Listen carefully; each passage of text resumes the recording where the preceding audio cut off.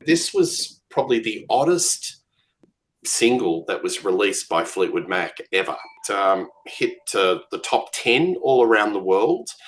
I think the hook in this song is definitely, it's got that sort of American football, college band, the brass. When you look at the structure of this song, it is very strange. There's even some African tribal bits and pieces in it.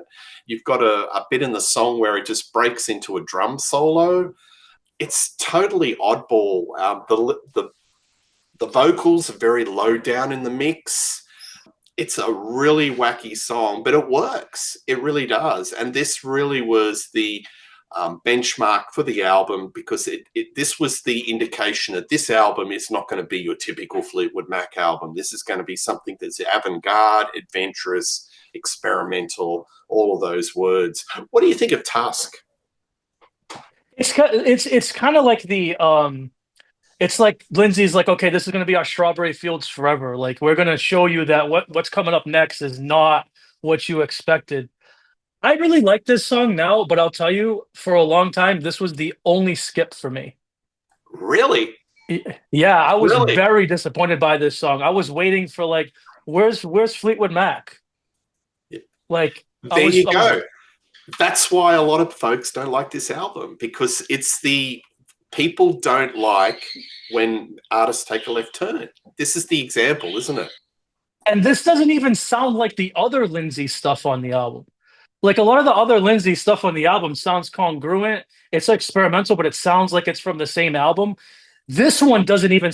Maybe it's because of the brass and stuff like that. It's got like the USC. One of my buddies was like, "You got to bring up the USC marching band," and he loves this song. He told me, he goes, "Oh, you got to like it. You got to like it." And I went back to it. I was like a couple years ago. I was like, you know what? I like it now. I think it's great.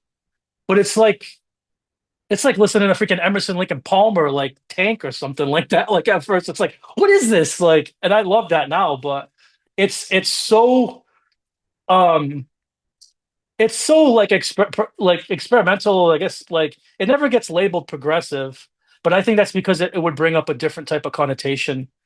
Um, It's I weird. think it's cool.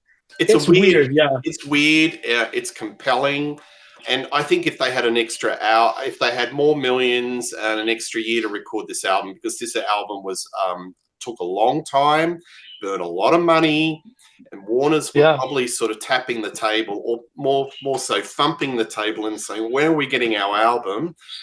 You probably would have got a triple album and got more songs like Tusk. Yeah, maybe. Maybe that's why they put that high price tag on it, because it was like the most expensive album like at the time when it got recorded. And David, it was the lead single off the album. This was the first single off the album. Yeah. This is a Molotov cocktail to like the image of Fleetwood Mac, as everybody knew what they were. It's like, this is what you expect from us. Well, guess what? Here's Tusk. Yeah, look, when I first heard it, I go, wow. Mm. But it took me Yeah. a while. It took me a while, and yeah, absolutely. It again, it's a single that was an absolute grower. Today, at least in Australia, it's a jingle. It's on sports shows. You know, when they do highlight clips of American football, for some reason Yeah. over here, they always play that song. Yeah, it's like it's not as popular as like "We Will Rock You, Queen," but it's one of those songs that always gets attached to like sports, like sport arena type things. Yeah, I I get it's because reckon of the brass and everything. The music video is on like a football field or something, isn't it? it is. I think if ESPN had a radio library or a music library of songs that they should put at clips, they go, oh, what do we? Yeah, let's play Tusk. It'd definitely be in the top 10 of the most played songs attached to sporting clips on ESPN or whatever those other, channels are.